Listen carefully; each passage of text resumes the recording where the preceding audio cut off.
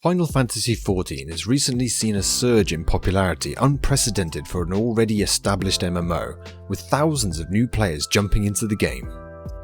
After seeing so many content creators either sycophantically praising or vehemently damning it, I wanted to make a non-biased brass tacks video outlining the pros and cons of the MMO to see if it's really something you will enjoy before sinking an ungodly amount of hours into it. I'm Mitch Mannix, and this is my impressions of Final Fantasy XIV after 1000 hours of time played.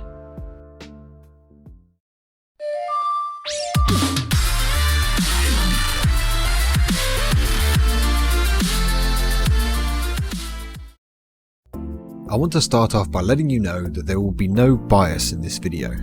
I will not be trying to convince you to play it, nor will I be unduly bashing on the game to paint a negative picture either.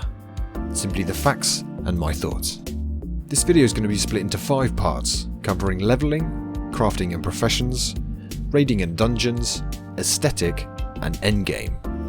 Timestamps in the description. Leveling.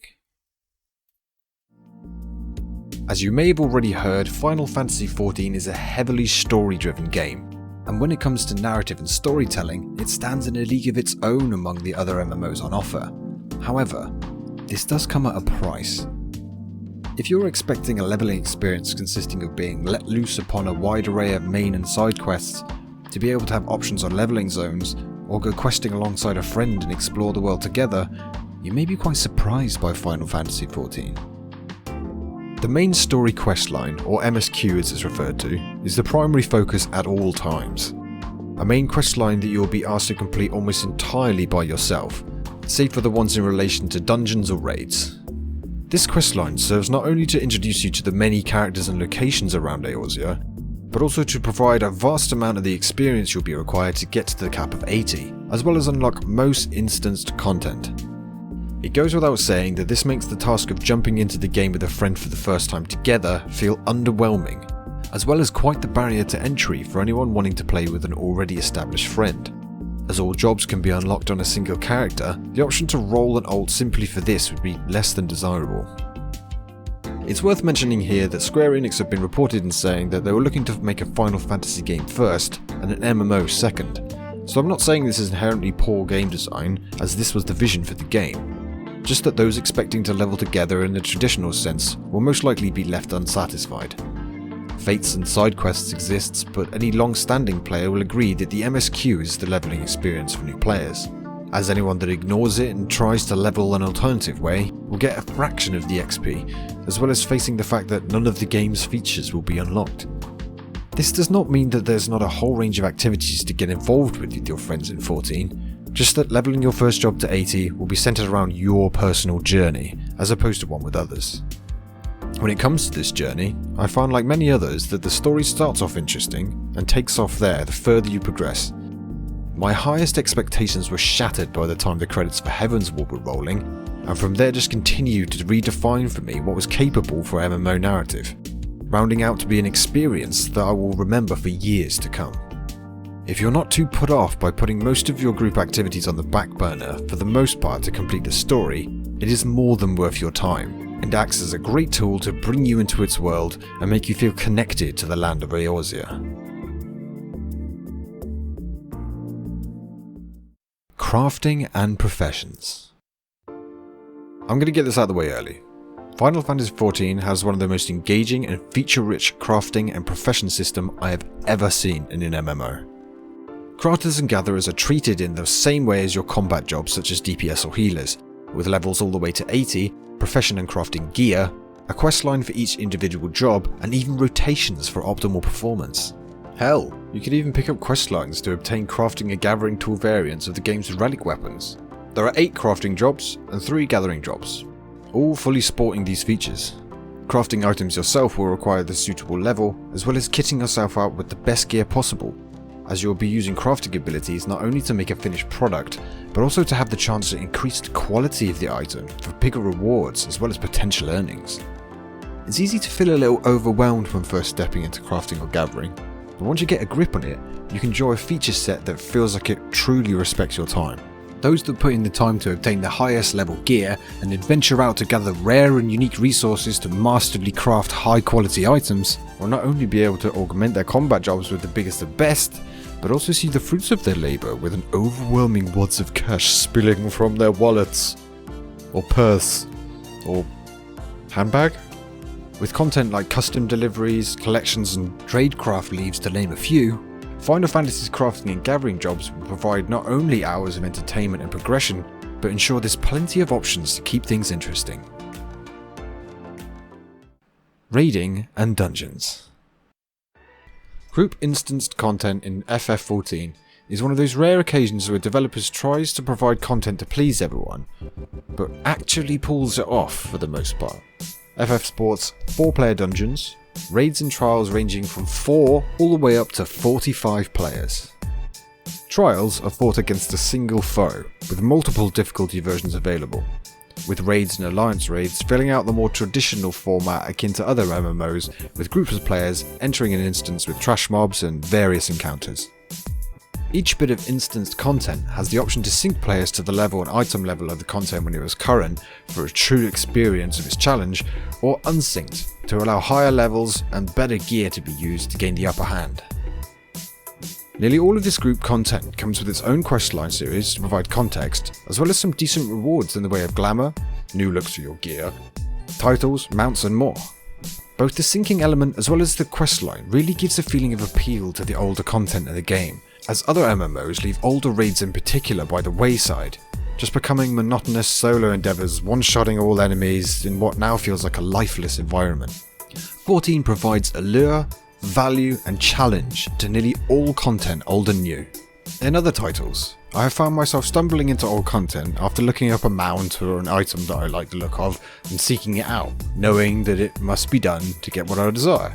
In 14 I seek out the next raid series or trial because I want to experience it and rise to the challenge of the content that I've yet to see, and there is a lot to see here.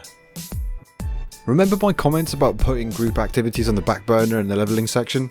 Well, countless hours of epic battles through the game's incredible amount of dungeons, raids, critical engagements and trials is one hell of a payoff for players that make it. Further adding to the group content is the Party Finder, where those looking to form pre-made groups can advertise for specific runs for pushing extreme difficulty or farming for mounts. This works across servers, leading to making a new group to go after a specific goal a breeze. Aesthetic.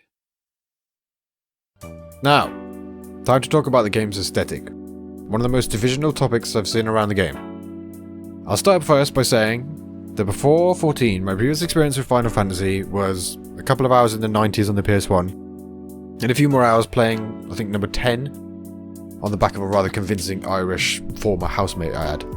That's it. The reason? It's just not my sort of thing. I cannot say that I'm a fan of the overall aesthetic of the games. My preference would be more like gritty Diablo 2 or something, closer to Elder Scrolls, with more of a Western themed focus. This preference was one of the main reasons that I had not tried Final Fantasy XIV until about a couple of years ago. I simply didn't think I would like it. Would I say that my mind has been changed? No. But there's simply too much that this game does well for me to care anymore. People talk about it being a quote-unquote weeb game or not, but the truth is that it's a Japanese Final Fantasy game. Of course it's going to look like one. That does not mean that every single thing will lean that way. Hell, I've made outfits that look like they could be pulled straight out of Dark Souls. Final Fantasy XIV is not converting me to JRPGs, nor has it made me a Naruto fanboy or whatever. It has enough variety in place that I can create looks that I think are cool and that suit my tastes. If the very sight of anything JRPG themed makes your balls shrivel up and vibrate uncontrollably, you may want to rethink 14. If you can get past that for a moment, you may be pleasantly surprised. A quick side note about the aesthetic. A lot of the housing is cursed as fuck and creeps me out, making me think of some kind of haunted, abandoned Disneyland or even Mr. Blobby thing. Jesus, I know it's not all of them, but I'm not gonna lie, I'd rather spend a night in Silent Hill than in there. And on the flip side, there are homes like this, which really does show that there is such a wide range in the terms of aesthetic here. Endgame. The endgame in Final Fantasy XIV is a breath of fresh air for me when compared to other MMOs on the market for two key reasons. There's plenty to do, and you do not feel constantly like you're missing out or falling behind if you're not doing it.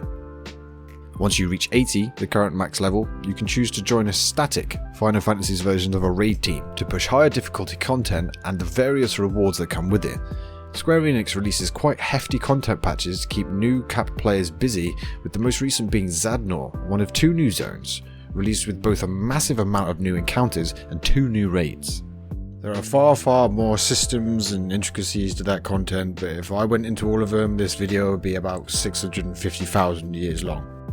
For those up to the task, there's also the relic weapons to grind for that are the most powerful for that expansion, but also for the most part look very appealing to those who want to make their gear stand out with some of the most sought after looks in the game.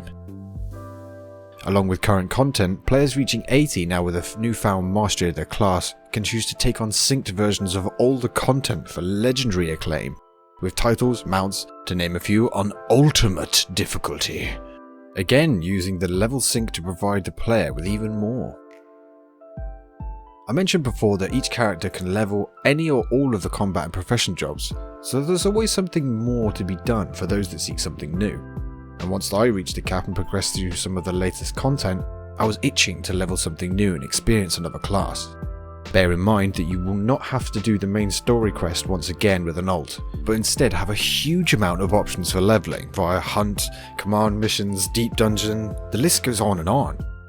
Which leads me to my conclusion after 1,000 hours played. Conclusion. Okay, I'm gonna say it. Brace for impact. Final Fantasy XIV is not for everyone. For those who are PvP focused, for example, will be lost with 14's player versus player. It does not get anywhere near the same focus as the PvE content, and most don't even bother with it, as it's just not the game's strong suit. Players that have no mind for story-driven content and only want to be let loose on an open world to explore or discover for themselves are much less likely to enjoy their time in Eorzea. This is a theme park MMO through and through, with some places even looking straight out of one. So that is something to keep in mind.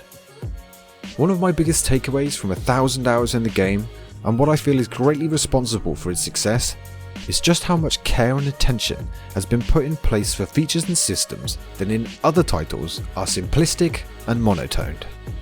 The professions feel like their own adventure, dailies are contained within evolving quest lines that actually change a small part of the zone they're located, deep dungeons that include their own gear systems with modifiers and unique usable items.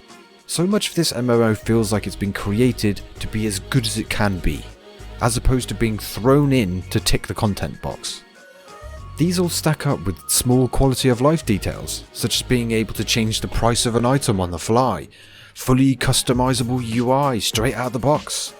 Referencing these elements individually may not sound like much, but when so much of the game feels thought through and executed to its fullest potential, it's easy to see why players that are not even Final Fantasy fans are playing and staying in the game. The aesthetic, yes, is a culture shock, and no, it's not the second coming of Christ. Just because your favourite streamer or content creator is playing does not mean everyone will love it. But for fans of theme park MMOs that don't mind playing through quite a solo driven narrative to start off, will likely be blown away by Final Fantasy XIV, a game that to this day keeps on surprising me. So that was my overview of Final Fantasy XIV after 1,000 hours played. I've played MMOs for a long time now, and I didn't start playing Final Fantasy for any particular reason, so I felt like this was an opportunity to make a video that really just doesn't have any kind of agenda. I know there's been a lot of new players coming to the game, so if you've been playing the game, let me know in the comments, let me know your thoughts. But that's all from me. My name's Mitch Mannix, and I'll see you guys in the next one.